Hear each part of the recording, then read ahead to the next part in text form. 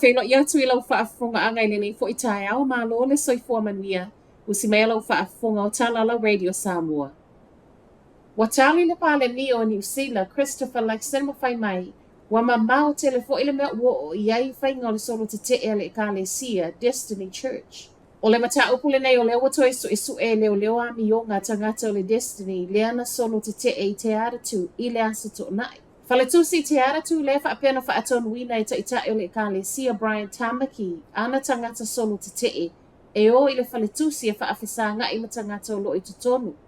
Reportia o whaia solo te neina loka i ma le tusa ma le tolu se fulu tangata mātutua whaapea whana witi i totonu se tasi o poto le faletusi molo lato saunga le mu.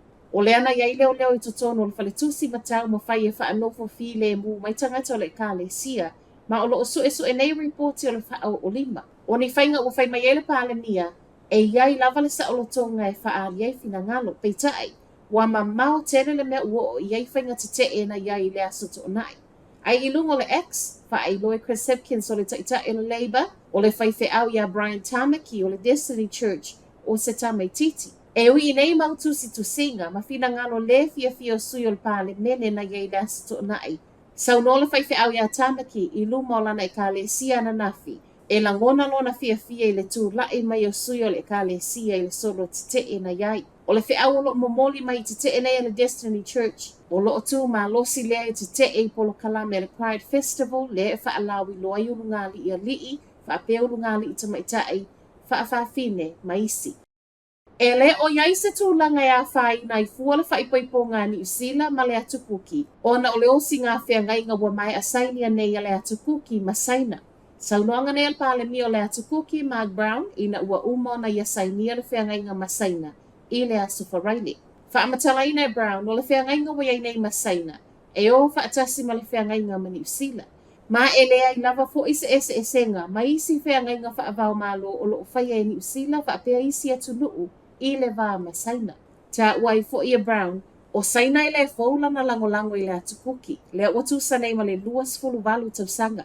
Ai se tali mai le so o upo le minista o le vā i whafua ni usila i le aso to nai, o lo o toi sila to toa nei i ai ni usila i lana whainga whaapaanga ma le atukuki, ma o le a whaatali se tali aloa ia ni usila i le taimi, e whaailoa whaalawa i tele mai ai le atukuki lana maa lienga lea ua mai asainia masaina. Ti ngā ina manu ango le ali ina whana i Hamilton i le waweau ana nafi. O le afo le lima i le waweau le ana maa wai e leo le wala au telefoni sau mai Winston Abbey Chartwell. Whai mai ei fo i leo e le i lewa ai solu le ali i maona manu anga tu ngā i whale mai. Ma e tu ina mai reporti o lo o iai se tu langa ti ngā ina. O lo o su e pia nei e leo le mena tupu, wha apea su e ngā whaia i le no fua ngana maa wai. Wa whaai loa le malola na whaalawi loa whaia ia tō sina mai eita ngata au Sitalia e asi mai i New Zealand. Whaata aua le pāle mia Christopher Luxon le tū risi malona maketi a wale mea moni e au ngā mole tamau a ingo New Zealand. Ta ua fo i le pāle mia o le alawa ele i longa o na to e wha fo i le mea sa iai le maketi o tū risi. Ai ele i o mai le koviti ma o lo o tala no le pāle mia ele ngata i waalele. Ai wha apea whale tali malo. O le nei whaalawi lo whaai ngoa ino le everyone must go e tu sama le lima se lau wawheta lai wha atu peai. Ma i le vaai mamau e uma au Setalia ai wha solo atu i isi atu nu. O le masino mati ma aperila le e fuafua e whaiai le nei whaalawi loa ma o lo tali le leia e le Hospitality NZ le nei fuafuanga.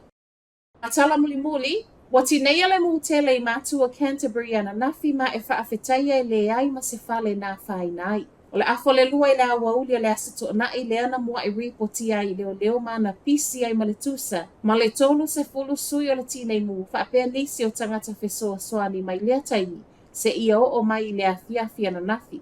E po ana na nafi watau fia le sosolo le afi, ma o le soeto e fo i ai sui o le tinei mu. Wha se fulu eka le te leo le whanua na whaalea ngai le mule nei, ma e whaafetaia e le ai ma se whale na whaalea ngai nai. Ma ua toe fo'i uma fo'i ai ngana ave e sea wha malosi mai o lātou whale. O le tau nei fo'i ua toe suia umai masā, wha apea sui ngana whaia i lungo a wanga titele. E wha i ua tuai Talala Radio Samoa le nei fo'i tai au, manuia le aso.